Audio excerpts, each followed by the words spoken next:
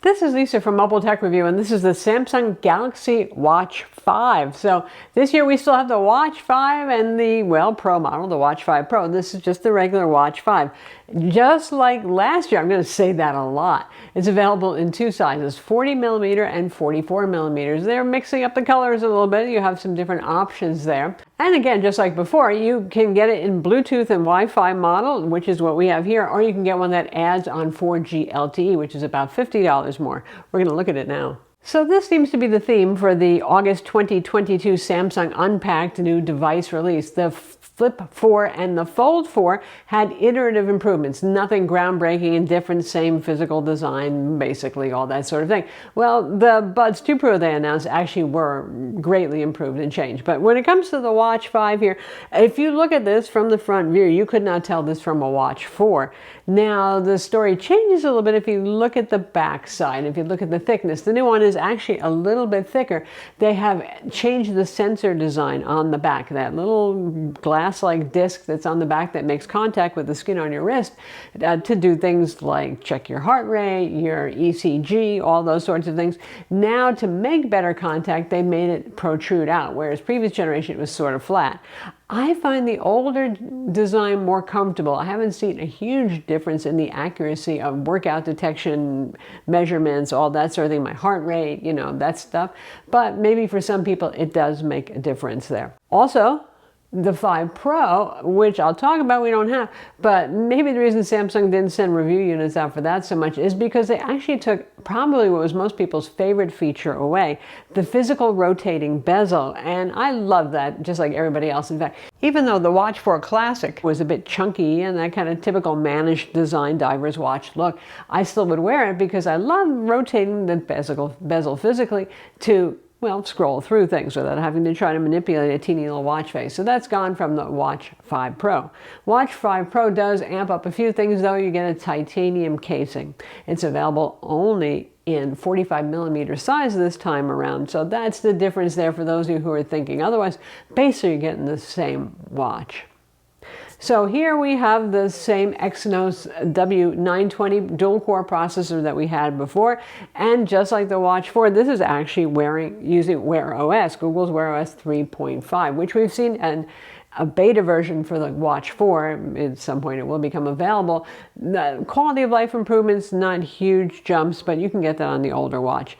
And we have One UI Watch Edition 4.5 on this. Again, little tweaks, improvements, a couple of new watch faces, but the software hasn't changed as much, for example, as it did say on the Fold 4 with Android 12L bringing better tablet-like multitasking features and all that sort of thing. As ever, I would say this is the best smartwatch for Android users. It's a very good experience. It's intuitive. It takes the best of Samsung's Tizen OS and brought it over to Wear OS last year. And Wear OS used to be lacking in myriad ways. So now we have something that's very usable. And, you know, you can use this with a non-Samsung Android phone if you want to. You might lose out on some features, the quick pairing, all that sort of thing, but otherwise you just download like 4 different applications, the Wear app, the Samsung Health app, all that stuff on your non-Samsung Android phone and use it. It's an enjoyable experience and I like it. When I switch between iPhone and Android, I always use one of these watches. Now, when it comes to performance, the same processor, it's going to be about the same, other than software tweaks, maybe making it feel a little more punchy. And as ever, you've got customizable watch faces. Some of them have complications, which means you can put your weather, your next appointment, or the air quality, or whatever it is that you're interested in tracking your steps on board. And you can customize the tiles. So when you swipe through, you can have one for your activities for exercising, which I do, and you can customize 3 of your most common exercises. You've got all sorts of useful things on board. That hasn't changed, so I'm not going to talk about that a whole lot. So what did they change then, right? Nothing too much here. Well, the glass is now sapphire crystal, so it's more durable. Supposedly it's 60% harder. Mostly that is scratch resistance. And I welcome that because it's a flat-faced watch. There is no protective bezel around the outside on the non-Pro model. And that said, somehow I never managed to damage my Watch 4, and I typically am really hard on watches. But I think anybody will be happy to have a more durable piece of glass on the top. The battery is 13% larger, and that's not a lot, but it helps because, let's face it, smartwatches, none of them, including the Apple Watch, have stellar battery life. Pretty much they're a charge every night, or if you're using it for sleep tracking, then, well, you're going to top it up sometime during the day. The good news is it supports 10-watt wireless fast charging now, not just 5-watt like the older ones. So in 30 minutes, you can top it up quite a bit. It still takes 2 hours to a full charge because it slows down as it gets closer to full, but you can do that top up for those of you who wear it for sleep tracking. As ever, sleep tracking is very good on this Hello Apple Watch, which really seems to have no clue when you actually really go to sleep. The Samsung Watch is very good at figuring out when you have gone to sleep and doing sleep tracking. They do have on-device, meaning on-watch snore detection now, so the phone doesn't have to be nearby listening for your snoring. I mean, personally, I actually don't use that anymore because my spouse tells me all the time that I snore, so I know this already. But it's nice for those of you who have sleep apnea or are concerned that you might have problems in that area. As ever, as a fitness watch, I enjoy it quite well. I know some of you are hardcore and you want your Fitbits or other things, but it supports a whole lot of exercise types. And if you don't see something on the list, you can add there's an additional set of exercises you can put on there. So the more obscure things that you might do, certainly it has, your Pilates, your walking, your running, your indoor exercise bike, your outdoor biking. It has swimming, of course, with still 5 atmospheres of water resistance and IP68 rating. So it's wonderful for that. And generally speaking, I find it to be quite accurate, as long as you get a reasonably good fit on your wrist, which isn't too hard. Samsung's bands are still durable and nice enough. I find that they are designed for people with bigger wrists than I have, so I have a little trouble getting it to stay flat against my wrist. But there's all kinds of third-party bands out there on Amazon, and I have gotten a collection of them, honestly, and they're very affordable. So there are options out there. And it's got the same size wristbands as the last generation, so if you had something that was your fave from the last gen, you can carry it over and continue to use it here.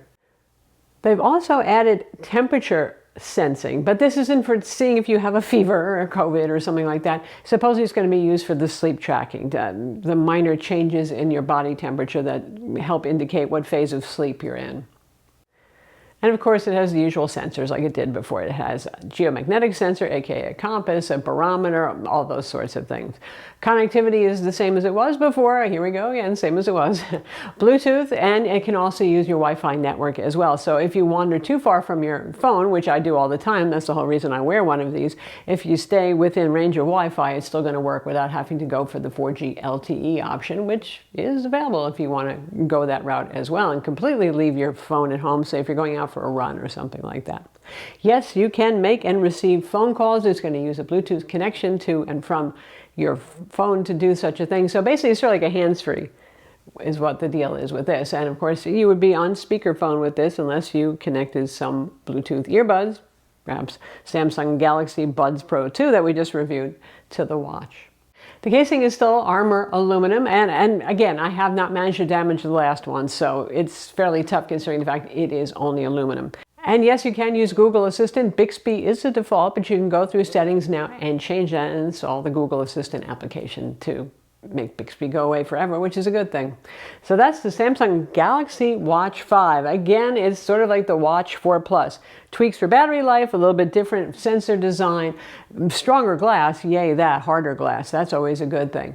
And like I said, if you're an Android user, it's definitely the best watch experience out there, unless Google wows us with a new Pixel watch or something like that to actually give this some serious competition. I'm Lisa from Mobile Tech Review. Be sure to subscribe to our YouTube channel for more cool tech videos and hit the notification bell so you know about them.